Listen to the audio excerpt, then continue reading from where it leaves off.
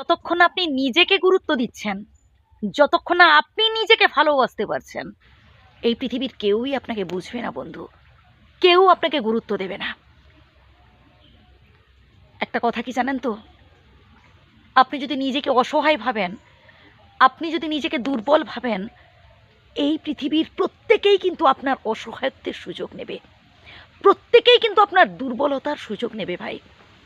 তাই এবার থেকে, এখন থেকে নিজেকে স্ট্রং তৈরি করুন। আপনি আপনার কাছে সেরা, আপনি আপনার কাছে হিরো। এতটাই নিজেকে স্ট্রং গড়ে তুলুন যাতে লোকে আপনাকে অপমান করতে সাহস না পায়।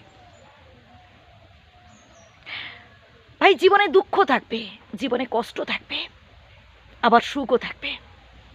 যত বেশি আপনি দুঃখ কষ্টগুলোকে হাসি মুখে গ্রহণ করতে পারবেন, তত বেশি আসলেই আপনি জীবনে সুখী হতে পারবেন।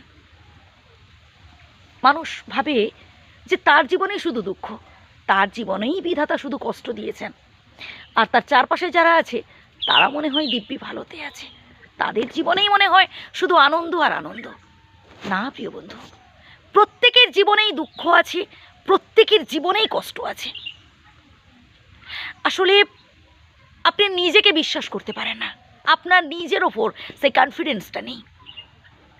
আপনি সেরা, আপনি একাই 100, এটা আগে নিজেকে বোঝাবার চেষ্টা করুন। আপনার মধ্যে যখন এই কনফিডেন্সটা আসবে যে আমি পারবো, সে যত কঠিন কাজ হোক না কেন আমি করে দেখাবই, দেখবেন আপনি জীবনে সফলতা অর্জন করতে পারবেন। এই পৃথিবীতে যারাই সফল হয়েছেন ভাই, তাদের না অনেক কষ্ট করে এই জায়গায় আসতে হয়েছে। পারলে তাদের পূর্বের ইতিহাসটা একটু জানবার চেষ্টা করুন। যেই মানুষটা জীবনে সফল হয়েছে তার পূর্বের ইতিহাসটা একটু শুনবার চেষ্টা করুন, তাহলে বুঝতে পারবেন যে এই যে আপনার জীবনে এই সামান্য দুঃখ কষ্টগুলো কিচ্ছু না, আরো বেশি বেশি করে দুঃখ কষ্ট সহ্য করার শক্তি আপনাকে অর্জন করতে হবে। সফলতা অর্জনের পথটা এতটাও সহজ নয় যে আপনি হাত বাড়িয়ে দিলেন আর পেয়ে গেলেন। অনেক অপমান সহ্য করতে হবে, তবে কখনো কোনো অবস্থাতেই ভাই অন্যায়ের কাছে মাথা নত করবেন না। যখন চোখের সামনে দেখবেন কেউ অন্যায় করছে, প্রতিবাদ করুন, মুখ ফুটে বলুন।